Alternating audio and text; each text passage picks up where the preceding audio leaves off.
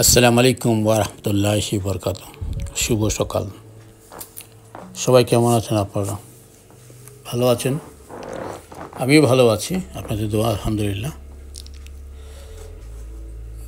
প্রায় ৩-৪ দিন বৃষ্টি হওয়ার কারণে গার্ডেনে যেতে পারি নাই আপনার, কারণ কিছুক্ষণ থেমে থেমে বৃষ্টি হচ্ছিল আর কি।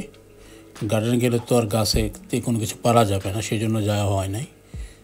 ৩ দিন পর আজ বাগানে প্রবেশ করলাম, আর কি প্রবেশ করে কি দেখি যে কী পরিমাণ সবজি যে পারতে হবে আর কি, মাথা ঘুরছিল আর কি, এতগুলি জিনিস পারতে হবে গাছ থেকে আজকেই, এমন লাগছিল আর কি।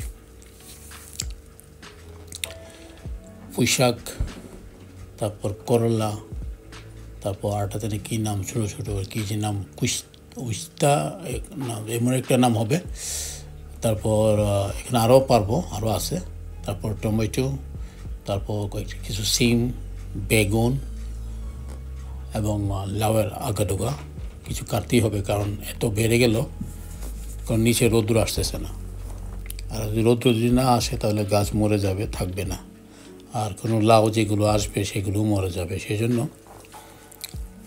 বেশ কিছু ডুগা পারতে হবে, কারণ জায়গাগুলো খালি করতে হবে যেন রৌদ্র পড়ে। আর এতে কিছু আমি, আমার বউ, আমার প্রিন্সেস সবাই মিলে এদিক থেকে ওদিক থেকে পারতেছি, তারপরেও কমতেছে না। পাড়ায় যেমন শেষ হচ্ছে না, মনে হচ্ছে আরও 10 কেজির মতো পারতে হবে আমার মনে হইতেছে আমার কাছে। আর সব একসাথে পেকে গেছে বুঝছেন, একটা সাইড পুরোটাই, যেদিকে রৌদ্র বেশি লাগতো ওইদিকে টমেটোগুলো খুব তাড়াতাড়ি বড় হয়ে গেছে, প্লাস আপনার পেকেও গেছে।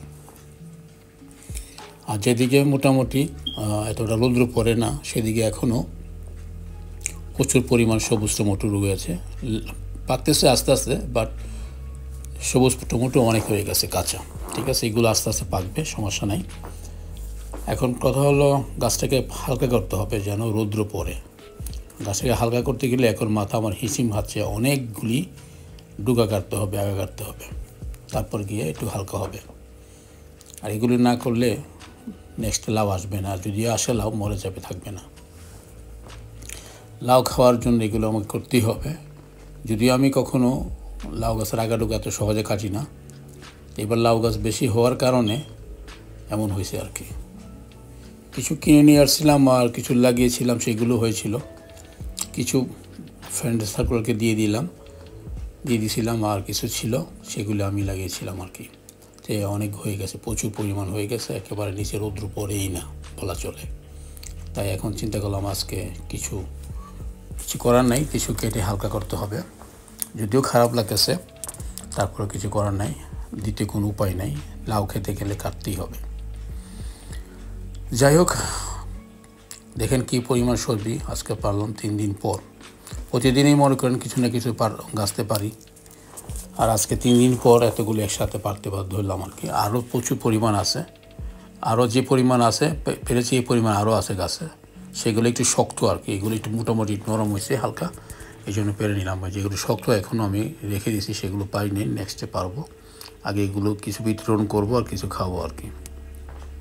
টমেটোগুলো খুব ভালো, অনেক টক হয়, বেশ বড় বড়, এগুলো অনেক টক হয়। এই জন্য টমেটোর প্রতি আমার সবসময় দুর্বলতা একটু বেশি, কারণ আমি সবসময় খামাখা আপনার কেটে কেটে এমনি খাই আর কি, সবসময় খাই আর কি কাঁচা। সালাদ না, জাস্ট টমেটো ওই লবণ দিয়া করে আমি খাই আর কি, আমার একটা অভ্যাস, সবসময় খাই আর কি। এই জন্য একটু বিতরণ করি কম, আর বাকি সব বিতরণ করি আর কি। তারপরে এত টমেটো তো খাওয়া যাবে না, আজকে 10 থেকে 13 কেজি হবে।